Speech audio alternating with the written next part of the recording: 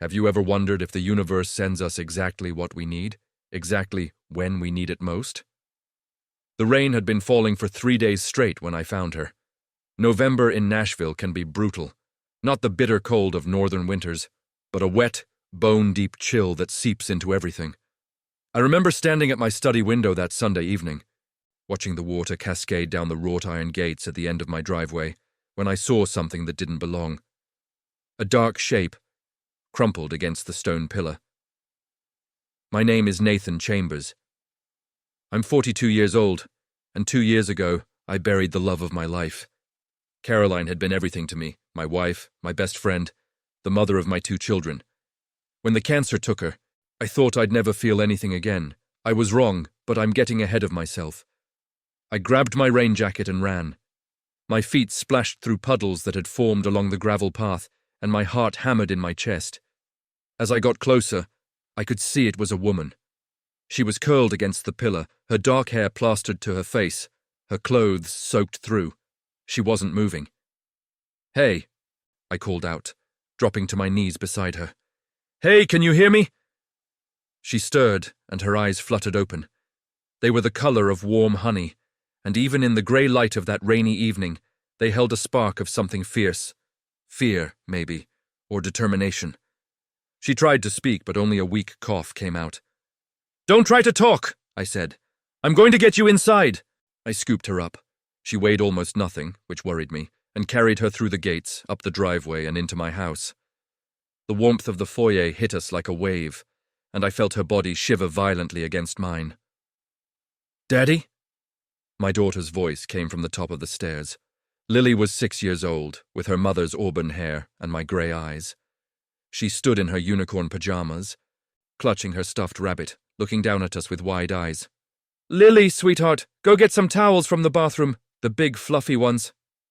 She disappeared immediately, and I carried the woman to the living room, laying her on the sofa near the fireplace. My son Ethan appeared in the doorway. At 10 years old, he was already trying so hard to be the man of the house, a responsibility no child should have to bear. "Dad, who is that?" "I don't know yet," I said, pulling the throw blanket from the back of the sofa and draping it over her. "She collapsed at the gate. Can you start a fire?" Ethan nodded and got to work. He'd learned to build fires last winter, one of the many skills he'd picked up since his mother died. Skills that filled the gaps I couldn't fill. Lily returned with an armful of towels, and together we worked to dry the woman's face and hands. Her skin was ice cold, and her lips had a bluish tinge that made my stomach clench. I was about to call 911 when her eyes opened again. "Please," she whispered. "Please don't call anyone." There was such desperation in her voice that I hesitated, my phone halfway out of my pocket. "You need medical attention." "No hospitals." She gripped my wrist with surprising strength.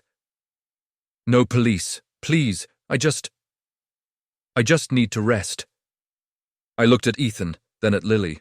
Both of them were staring at the woman with a mixture of curiosity and concern. Every instinct I had was telling me this was complicated, that I should call for help and let professionals handle it. But something in those honey-colored eyes made me put my phone away. "Okay," I said. "No calls. But you're staying here tonight, and if you get worse, I'm taking you to the hospital myself. Deal?" She nodded weakly, and her eyes drifted closed. That night, I sat in the armchair across from the sofa, watching her sleep. The fire crackled and popped, casting dancing shadows on the walls. Lily had insisted on staying up to help, but she'd fallen asleep against my side within 20 minutes. I carried her up to bed, then came back down to resume my vigil. Around midnight, the woman stirred. Her eyes found mine in the dim light, and I saw her tense before recognition flickered across her face. "The man from the gate," she said, her voice stronger now. "I remember. Nathan Chambers." I leaned forward. "And you are?" She was quiet for a long moment, and I could see the debate playing out behind her eyes. Finally she said, Elena Reyes. Elena." I let the name settle between us. "Would you like to tell me why you collapsed at my gate in the middle of a rainstorm?" She pushed herself up to sitting, wincing as she did. "I've been walking for 2 days. I didn't eat much. I didn't plan to stop here. I didn't plan anything. I had to get away. From what? She looked at the fire, and when she spoke again, her voice was barely a whisper. From a man who thinks he owns me. I felt something cold settle in my chest. I'd seen domestic violence cases in the news, heard about them from colleagues, but I'd never been face to face with someone running from that kind of terror. Are you safe here? Is he going to come looking for you? I don't know, she admitted. I took a bus from Memphis, then walked when I ran out of money. I don't even know where I am. Nashville, about 15 miles south of the city. She laughed, a small, broken sound. Nashville. I always wanted to see Nashville. Well, I said, this isn't exactly the best introduction to the city. No, she agreed, but it might be the kindest. She met my eyes. Thank you for not calling the police, for bringing me inside. You didn't have to do any of that. I have a daughter, I said simply. If she were ever in trouble, I'd want someone to help her. Elena's eyes softened. The little girl with the rabbit. She's beautiful. She is. Her name is Lily. My son is Ethan. And their mother? The question hung in the air, and I felt the familiar ache spread through my chest. She passed away 2 years ago. Cancer.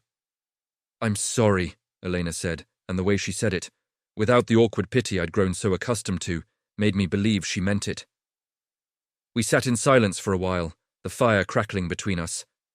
Eventually I stood. You should get some real sleep. There's a guest room upstairs. I'll show you. I can sleep here. I don't want to impose more than I already have. Elena. I waited until she looked at me.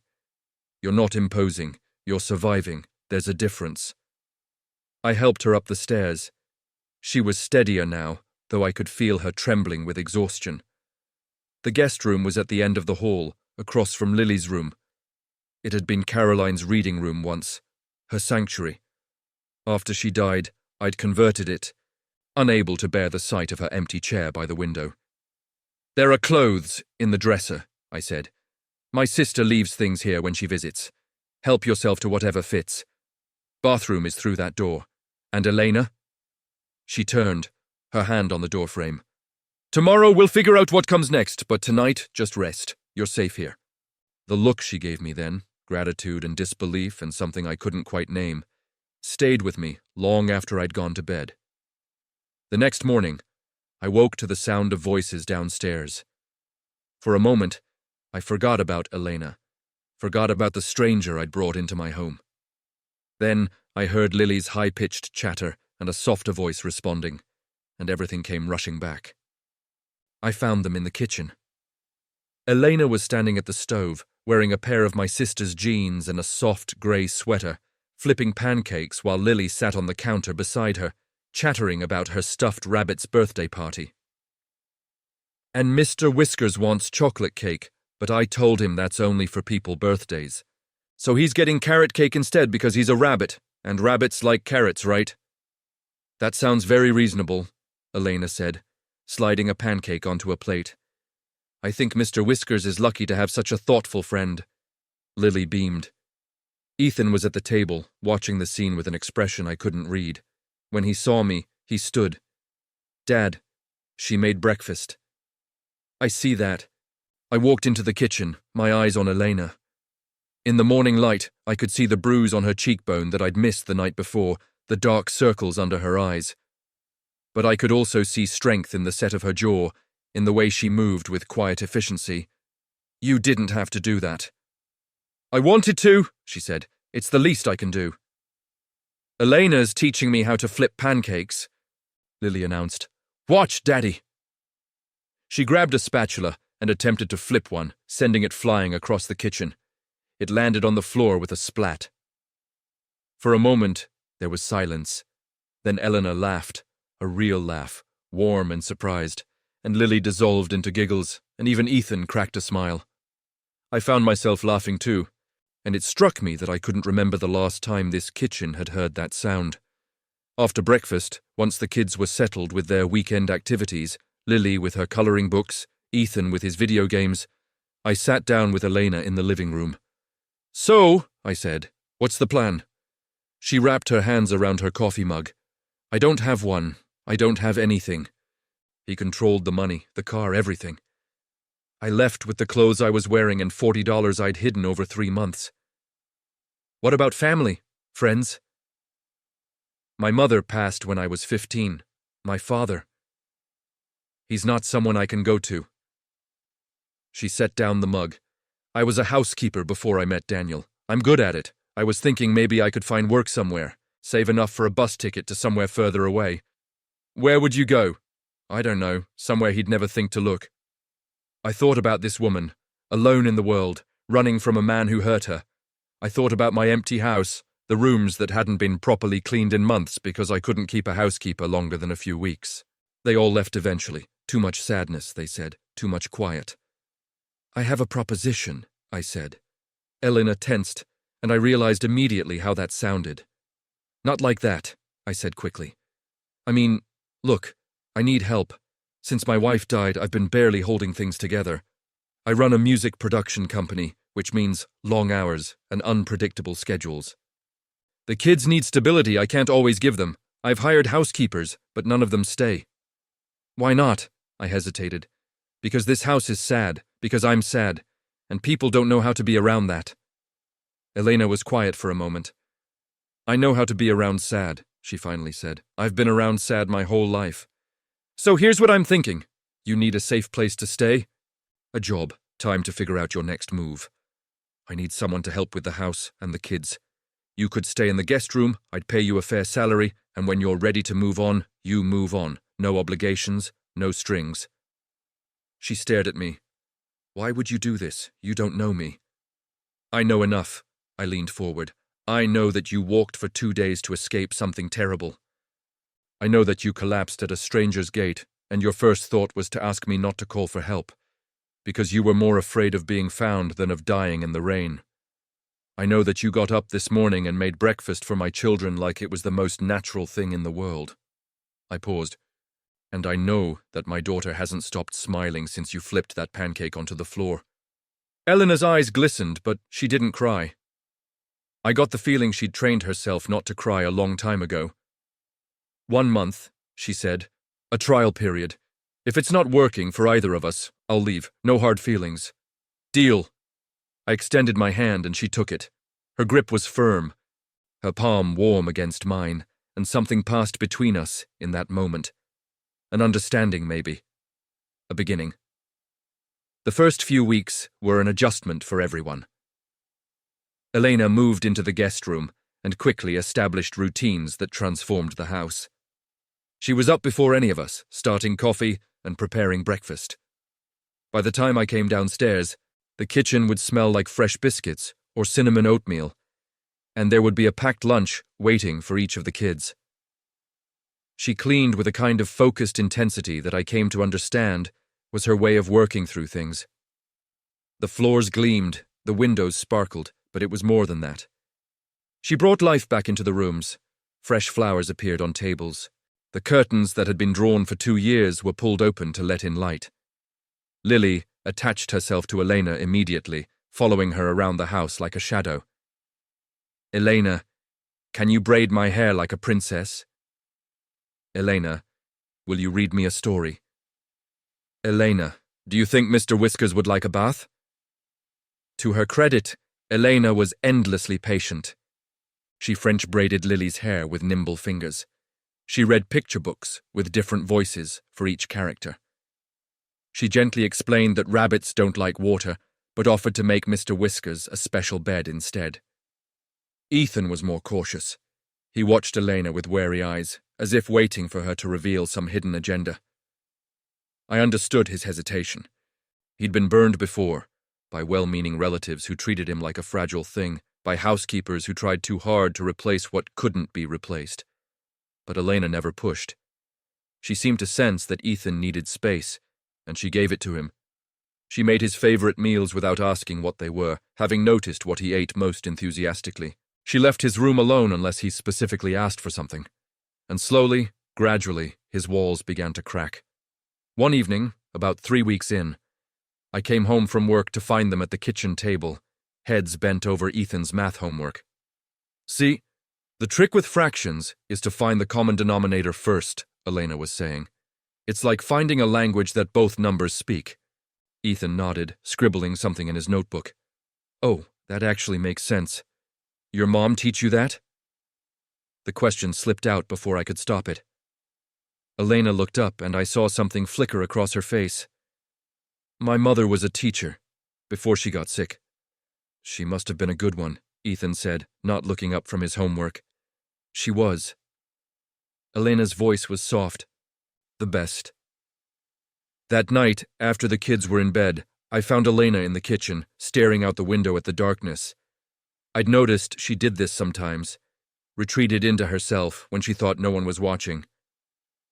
Everything okay? She startled slightly, then offered a small smile. Yes, just thinking. About? About how strange life is.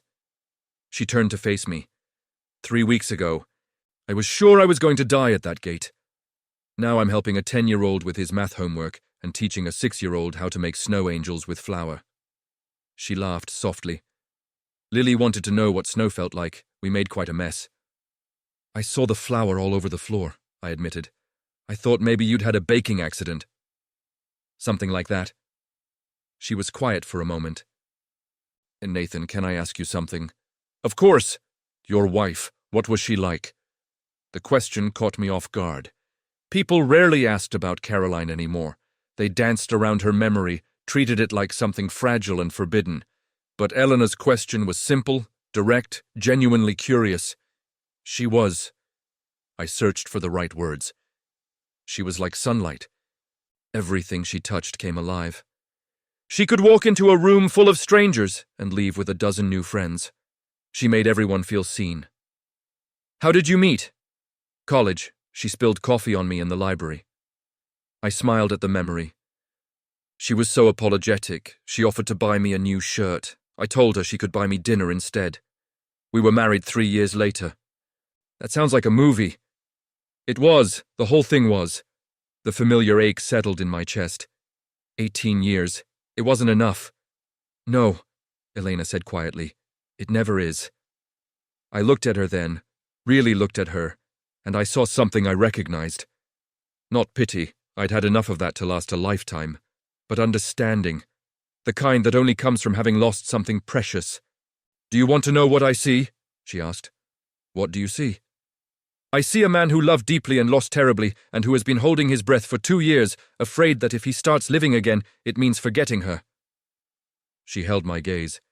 But loving someone new doesn't mean forgetting. It means honoring her memory by not letting grief be the end of the story. I couldn't speak. No one had ever put into words the fear I carried so carefully, so constantly. I'm sorry, Elena said quickly. I overstepped. I shouldn't have. No. I found my voice. You're right. You're absolutely right. We stood there in the quiet kitchen, the only sound the hum of the refrigerator and the distant ticking of the grandfather clock in the hallway. Something shifted between us in that moment, some invisible barrier crumbling. I didn't have a name for it yet, but I felt it nonetheless. December came, and with it, the question I'd been dreading. Lily bounced into my study one evening, her eyes bright with excitement. Daddy, when are we getting the Christmas tree? I looked up from my laptop. Christmas tree! Elena says Christmas is only 3 weeks away. We always get a tree. Mommy loved the tree. My chest tightened. Last year, we'd skipped Christmas entirely. I'd taken the kids to my sister's house in Atlanta, and we'd spent the day watching other people celebrate. The year before that, the first Christmas without Caroline was a blur of grief and forced smiles. I don't know, sweetheart. Maybe we'll do something different this year. Lily's face fell. But Mommy loved Christmas. She said Christmas was magical. She was right. Caroline had been obsessed with Christmas. She'd start decorating the day after Thanksgiving, covering every surface with garland and lights and snowflakes cut from paper. The tree was always enormous, a 12-footer that barely fit in our living room. And she'd spend hours arranging ornaments, telling the kids the story behind each one. I know she did, baby. Elena said she'd help. Lily climbed onto my lap. She said we could make cookies and everything. Please, Daddy, please, can we have Christmas? I looked into my daughter's hopeful eyes, and I couldn't say no. Okay, we'll have Christmas. Lily squealed and threw her arms around my neck. I'm going to tell Ethan. She ran off, and I sat there, my laptop forgotten, wondering what I'd just agreed to. The next day, Elena and I drove to the Christmas tree farm outside the city. The kids bounced between trees, arguing about size and shape, while Elena walked quietly beside me. You don't have to do this, I said. I know you said you'd help, but this is a lot. I want to. She pulled her coat tighter against the cold. I haven't had a real Christmas in years. Daniel thought holidays were a waste of money. There it was again, the shadow of the man she'd run from. She rarely mentioned him, but sometimes he crept into conversation. A reminder of the darkness she'd escaped. Elena, I stopped walking, and she turned to face me. I know you don't like to talk about it, but is he still looking for you? Her expression flickered. I don't know. I check sometimes. There's a website for his business, and I look to see if anything's changed. He hasn't posted anything about a missing wife. Her laugh was bitter. I was never wife enough for him to claim publicly anyway. You were more than enough, I said. Any man who couldn't see that is a fool. She stared at me, and for a moment I thought I'd said too much. But then her expression softened, and she nodded. Thank you, Nathan. Daddy, Elena, we found it! Lily's voice rang out across the farm, and we turned to see her standing beside a massive pine tree, her arms spread wide. It's the biggest one. It certainly is, I called back. Let's take a look. We walked over to inspect the tree. It was easily 13 feet tall, full and symmetrical, exactly the kind Caroline would have chosen. Ethan was circling it, looking for imperfections. What do you think? I asked him. He shrugged, trying to look indifferent, but I caught the hint of excitement in his eyes. It's okay, I guess. Just okay? Fine. It's perfect. He almost smiled. Mom would have liked it. Yeah. I swallowed the lump in my throat. She would have. We cut down the tree and strapped it to the roof of my SUV. On the drive home, Lily fell asleep in her booster seat, and Ethan had his headphones in, lost in his music. Elena sat beside me in the passenger seat, watching the Tennessee countryside roll by. Thank you, I said quietly. For what? For giving my kids this. For giving me this. I kept my eyes on the road. I didn't realize how much I needed it until just now. That's usually how it works, she said. We don't realize what we need until someone shows us. When we got home, the afternoon was spent wrestling the tree into the stand and stringing lights. Lily directed the operation with the authority of a tiny general, while Ethan carried boxes of ornaments down from the attic. Elena moved through it all with quiet grace, untangling lights, adjusting branches, finding extension cords when we ran out. That evening, with the tree glowing in the living room and Christmas music playing softly in the background, we sat down to decorate. Each ornament had a story: Lily's first Christmas, Ethan's kindergarten art project, the handmade star Caroline's grandmother had passed down. What's this one? Lily held up a delicate glass bird. That was your mommy's favorite, I said. Her grandmother gave it to her when she was about your age. It's beautiful. Lily cradled it carefully. Can I hang it? Of course.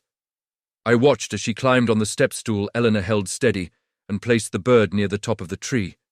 Something loosened in my chest, some knot I'd been carrying for 2 years. Perfect, Elena said, helping Lily down. Your mom would be proud. I miss her, Lily said simply. But I'm glad you're here, Elena. Elena knelt down so she was eye level with my daughter. I'm glad I'm here too. The weeks leading up to Christmas were filled with the kind of warmth I'd forgotten existed. We baked cookies, sugar cookies and gingerbread men, and something Elena called Mexican wedding cookies that melted on my tongue.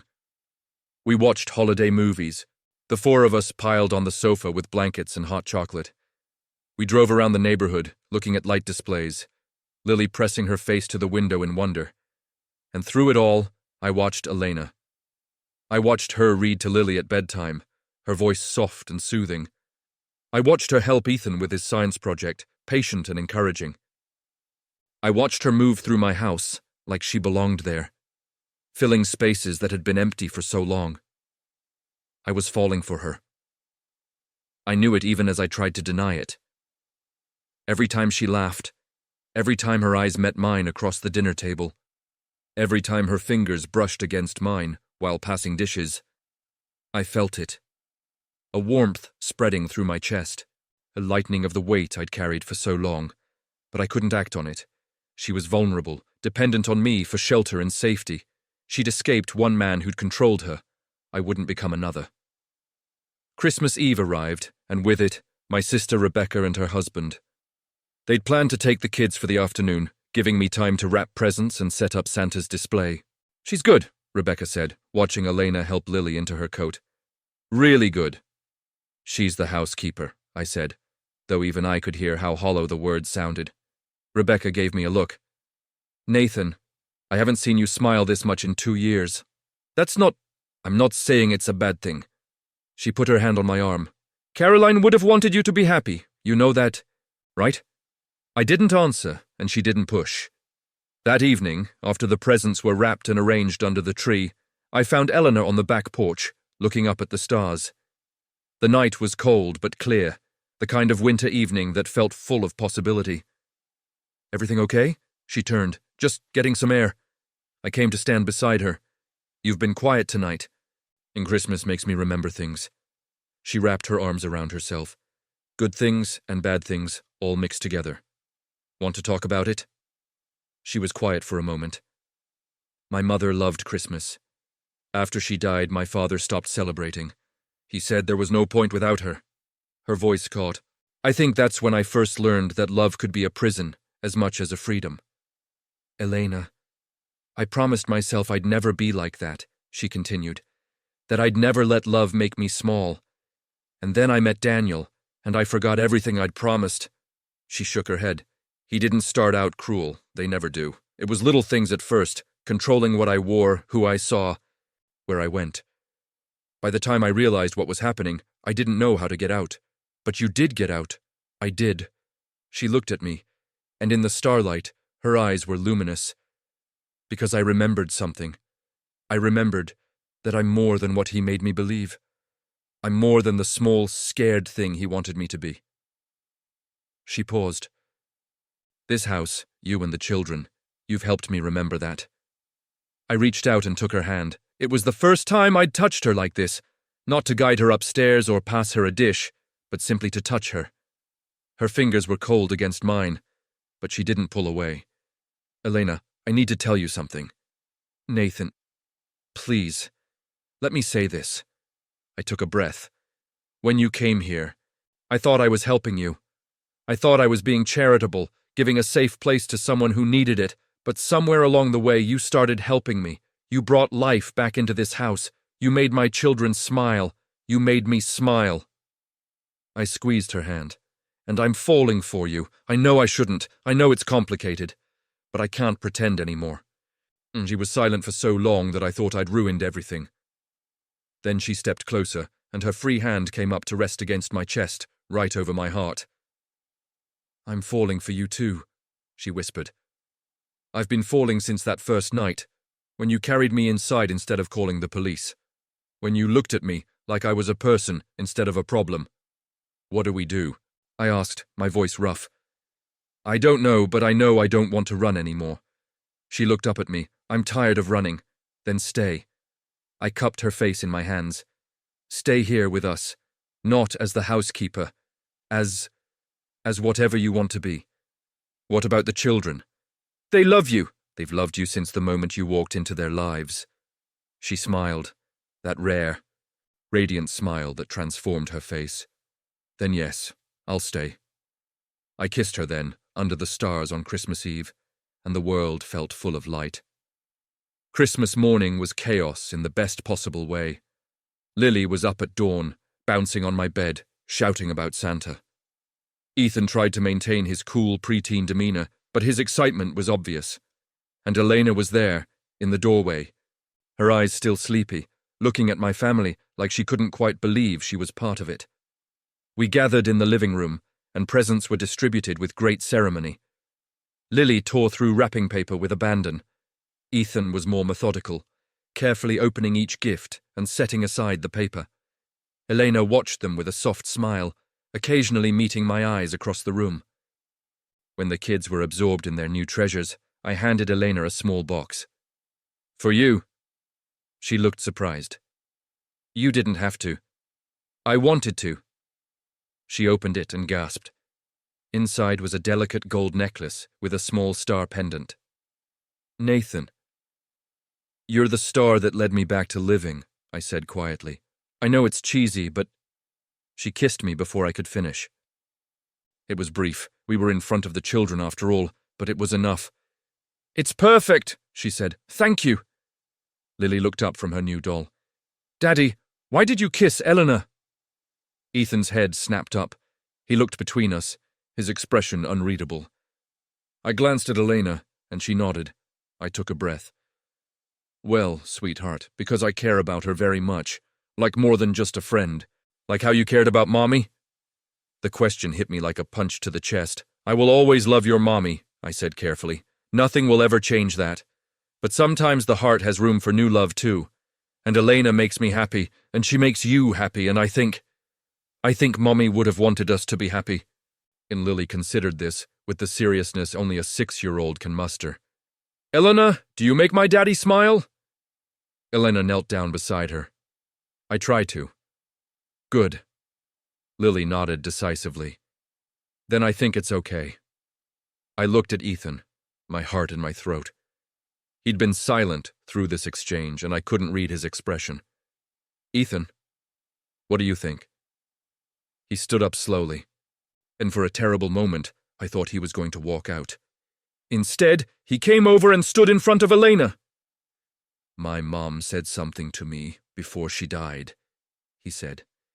"She said to take care of Dad and Lily because they were going to be sad for a while. But she also said—" His voice cracked slightly. "She also said that one day someone would come along and help us be happy again. And when that happened, I should let it happen." He looked at Elena. "I think you might be that person."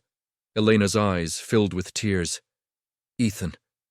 He hugged her then, this boy who'd been so guarded, so careful. And then Lily threw herself at them, wrapping her arms around both of them, and I joined the pile. And for a moment, we were just 4 people holding on to each other on Christmas morning, and nothing else mattered. But of course, life isn't a fairy tale, and happiness isn't a destination. It's something you have to fight for. 3 weeks after Christmas, the nightmare came back. I was at work, in the middle of a meeting with a potential client, when my phone buzzed with a text from Elena. Someone came to the house, a man asking questions. I didn't answer the door. My blood ran cold. I excused myself from the meeting and called her immediately. "Are you okay? Are the kids okay?" "We're fine. The kids are at school. I saw him through the window. He knocked for a few minutes, then left." Her voice was steady, but I could hear the fear underneath. "Nathan, I think it was Daniel." "Don't open the door for anyone. I'm coming home." I drove back with my heart hammering in my chest. The man I'd never met, the man who'd hurt Elena, was here in Nashville, looking for her. He'd found her somehow, maybe traced her bus ticket, maybe talked to someone who'd seen her walking through town. It didn't matter how. What mattered was that he was here. When I got home, Elena was in the living room pacing. She stopped when she saw me, and I saw how pale she was, how her hands were trembling. "I'm sorry," she said before I could speak. "I should have left sooner. I brought this to your door, literally, and now he knows where I am and he might—" "Stop!" I crossed the room and took her by the shoulders. "You have nothing to apologize for. None of this is your fault. But if something happens to you, or the children, nothing is going to happen." I pulled her into my arms, and she sagged against me. "I'm going to call my lawyer. We're going to get a restraining order, and if he comes back, I'll be ready. He's dangerous, Nathan. You don't know what he's capable of." "I know enough." I leaned back to look at her. "I'm not going to let anyone hurt you, I promise." The next few days were tense. My lawyer filed for a temporary protective order, and we installed new security cameras around the property. The kids knew something was wrong. Lily was clingy, and Ethan watched Elena with worried eyes. But we tried to keep things as normal as possible. Then on a gray Tuesday afternoon, Daniel came back. I was working from home that day. Elena was in the kitchen making lunch, When the doorbell rang, we both froze. "Stay here," I said. "Nathan, stay here." I walked to the front door and looked through the peephole. A man stood on my porch, tall, broad-shouldered, with the kind of handsome face that probably got him whatever he wanted. But his eyes were cold, and there was a coiled tension in his posture that made my skin crawl. I opened the door, keeping the chain on. "Can I help you?" "I'm looking for my wife," he said. His voice was smooth, controlled. "Elena Reyes. I have reason to believe she's staying here." "There's no one by that name here." He smiled, but it didn't reach his eyes. "Don't insult my intelligence. I saw her through the window the other day. I just want to talk to her." "And I said there's no one here. I suggest you leave before I call the police." His expression hardened. "You have no idea who you're dealing with." "Neither do you." I held his gaze. "I'm not some weak target you can intimidate. I have lawyers, I have resources, and I have a security system that's already recorded your face. If you come near my property again, I will make sure you regret it." For a long moment, we stared at each other. Then Daniel stepped back, raising his hands in mock surrender. "Just tell her I stopped by. Tell her I miss her." He walked down the driveway and got into a black sedan parked on the street. I watched until he drove away, then closed the door and locked it. Elena was standing in the hallway, pale as a ghost. "I heard everything!" "He's gone. For now." She wrapped her arms around herself. "He doesn't give up, Nathan. He'll come back. He'll keep coming back until..." "Until what?" I crossed to her and took her hands. "Elena, look at me. He has no power here. He has no claim on you. And I will spend every dime I have and call in every favor I'm owed to make sure he stays away from you and this family." "Why?" Her voice was a whisper. "Why would you do all that for me?" "Because I love you." The words came out before I could stop them, and I realized they were true. Because, in 4 months, you've become family. Because when I look at my kids, I see how much happier they are with you here. Because when I look at my life, I can't imagine it without you anymore. Tears spilled down her cheeks. "I love you too. I've been afraid to say it, afraid that if I did, something would take it away. But I love you, Nathan. I love your children. I love this life we've built. Then let me protect it. Let me protect you. Trust me." She nodded, and I kissed her. And in that moment, I made a silent vow. I would do whatever it took to keep her safe. The next few weeks were a battle fought on multiple fronts. My lawyer successfully obtained a restraining order, which meant Daniel couldn't legally come within 500 feet of Elena or our address. The police increased patrols in our neighborhood. I hired a private security company to keep an eye on things. But the real change happened within our walls. The fear that had threatened to tear us apart instead drew us closer together. We ate dinners as a family, talking about our days, sharing stories and jokes. We played board games in the evenings, Elena usually winning at Scrabble, while I dominated at Monopoly. We watched movies on weekends, the kids falling asleep on the sofa while Elena and I held hands in the dim light. One evening in early February, Lily came into my study with a piece of paper clutched in her hands. "Daddy, I made something at school." "Let me see, sweetheart." She handed me the paper. It was a drawing, stick figures standing in front of a house with a huge yellow sun overhead. There were 4 figures. A tall one with brown scribbles for hair, me apparently. A slightly shorter one with long dark hair, Elena. A medium one with a serious expression, Ethan. And a small one with red curls, Lily herself. "That's our family," Lily said proudly. I stared at the drawing, my throat tight. "It's beautiful, baby." "Can we put it on the fridge?" "Absolutely." Later that night, after the kids were in bed, I showed Elena the drawing. She looked at it for a long time without speaking. "She drew me in the family," she finally said. "Of course she did. You are family." "Nathan." She looked up at me. "What happens when... are we... Are you asking if I want this to be permanent?" She nodded, her eyes uncertain. I took her hands. "Elena, I know we haven't known each other very long. I know there's still danger out there and uncertainty and 1,000 reasons why this is complicated. But when I look at you, when I look at my children with you, I see home. I see the future. And yes, I want this to be permanent. I want to wake up next to you every morning. I want to watch our kids grow up together. I want to spend the rest of my life making sure you know how loved you are. She was crying now, but smiling too. That sounds like a proposal. Not yet, I said, smiling back. When I propose, I'm going to do it right. But consider this a promise. A promise that one day, when you're ready, I'm going to ask you to marry me. And I hope you'll say yes. I'll say yes, she whispered. When you ask, I'll say yes. Spring came early that year. By March, the cherry trees in the backyard were blooming, filling the air with sweetness.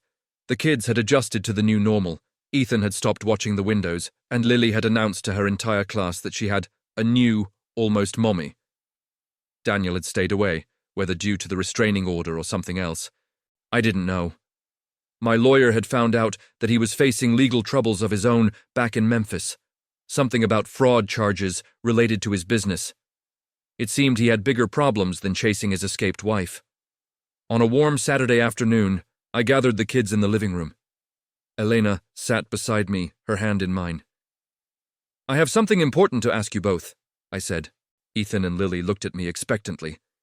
You know that Elena has been living with us for a while now, and you know that I love her very much, and she loves me, and she loves both of you. Lily bounced excitedly. Are you getting married? Are we going to be a real family? That's what I want to ask you about. How would you feel if I asked Elena to marry us? Not just me, all of us. To be part of our family, forever.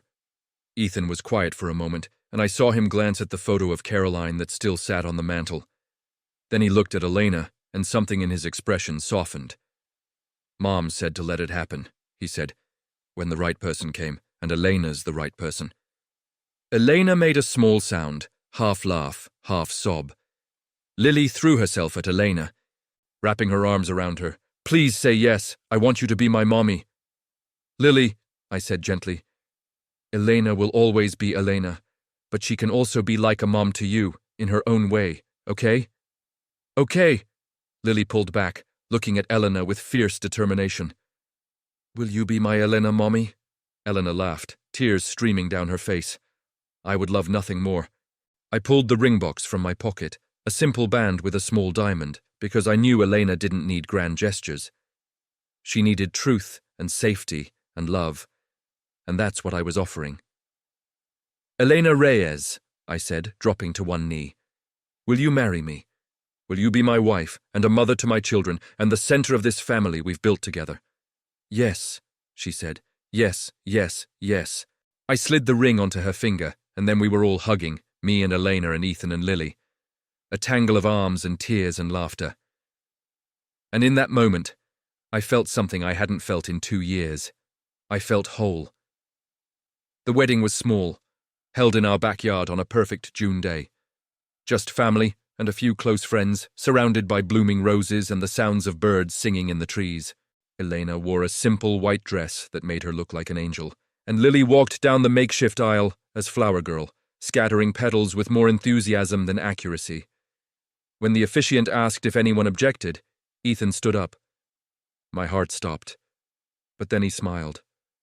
I just want to say something, he announced. My mom loved my dad more than anything, and I know she's watching right now. And I know she's happy, because Elena makes my dad smile again, that's all. He sat back down, and I saw Elena wipe her eyes. I reached over and squeezed my son's shoulder. The vows were traditional, but the words felt new in my mouth. For better or worse. In sickness and in health. To love and to cherish. I meant every syllable.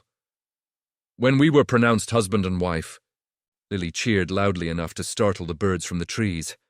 I kissed my bride, and my children ran to join us, and we stood there, the 4 of us, under the June sun, finally, truly, a family. That evening, after the guests had gone and the kids were in bed, Elena and I sat on the back porch, watching the fireflies dance in the darkness. Happy? I asked. Terrified, she admitted, but in a good way. I keep waiting for something to go wrong. Nothing's going to go wrong. You don't know that. No, I agreed. But I know that whatever happens, we'll face it together. That's what family does. She leaned her head against my shoulder. When did you know that you wanted this, I mean? I thought about it. That first night, when you were lying on my sofa, and you asked me not to call anyone. There was something in your eyes, this combination of fear and strength. You were so scared, but you weren't broken. And I thought, this woman is a survivor. I wanted to know who you were beneath all that fear. And now you know. Now I know. I kissed the top of her head. And I love every part of you. She turned to look at me, her eyes luminous in the moonlight. I was so afraid that love would be a cage again, but with you, it feels like freedom. That's because you're my partner, not my possession. I took her hand. I will spend the rest of my life making sure you know the difference. We sat there for a long time, watching the fireflies, listening to the sounds of the summer night, and when we finally went inside, it was to a home that felt full in a way it hadn't in years, full of love and laughter and the promise of tomorrow. 6 months later, on a rainy November afternoon, almost exactly 1 year since I'd found Elena collapsed at my gate, the doorbell rang. I answered it to find a young woman standing on my porch, looking nervous. Can I help you? I'm looking for Elena Reyes. Well, Elena Chambers now, I guess. And you are? My name is Maria. I'm her sister. I stared at her. Elena had mentioned a half-sister once, briefly, a girl from her father's second marriage, younger by many years. They hadn't been close. Their father had seen to that. Wait here, I said. Let me get her. Elena came to the door, and I watched her face as she recognized the young woman. Shock, then disbelief, then something that might have been hope. Maria, how did you... I found you through the wedding announcement. It took me months to work up the courage to come. Maria's eyes filled with tears. I've been looking for you ever since you disappeared. I was so worried. Dad said you'd run off with some guy, but I knew that wasn't true. I knew something was wrong. Elena stepped forward and pulled her sister into a hug. I'm okay, she said, her voice choked. I'm better than okay. I'm home. I left them to talk, but later that evening, after Maria had gone, Elena told me everything. How her father had sided with Daniel, believing his lies.